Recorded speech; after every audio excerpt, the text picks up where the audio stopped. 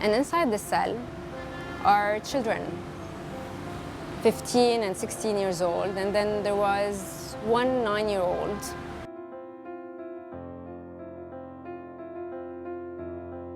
I'm Roba El Husseini. I'm an AFP tax journalist. I covered Syria and Lebanon like 8 years until I moved recently to Baghdad as the deputy bureau chief. Syria was the closest to my heart.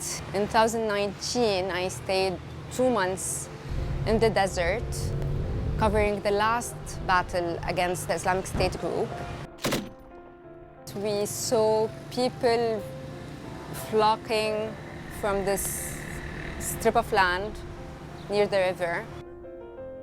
And they were angry, women were angry, children were pissed. There was this group of women that I tried to talk to, but they were pissed. They were like screaming on everyone and they were throwing stone on journalists. One of them held my braid and was like, "What is this?" And another one was like, "Why are you wearing pants like men clothes?" And another one came and she was like, "I wish I had a suicide belt." I let them vent because they are the only witnesses we had from what is happening inside. I stayed and they started telling me their stories. Every woman I met would ask me, "Where are they taking us?"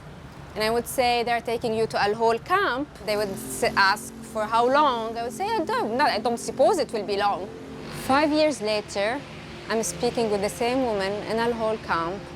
It's a land of children who are not allowed to move behind barriers. No one wants them, no one wants to deal with them. They are left there in limbo.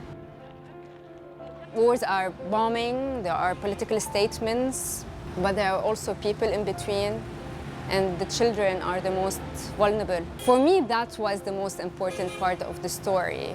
They are the ones who are paying the price for something that they didn't do. I went back to Syria after the battle, and I went to visit a prison where the IS suspects are kept. We were talking to people and everything, and then all of a sudden we are next to a cell, and inside the cell are children, 15 and 16 years old, and then there was one 9-year-old. We don't interview children, but I had to ask him about himself. And when I left, all I was thinking about was, how did I leave him behind? And it kept haunting me for months and months. I grew up in Lebanon.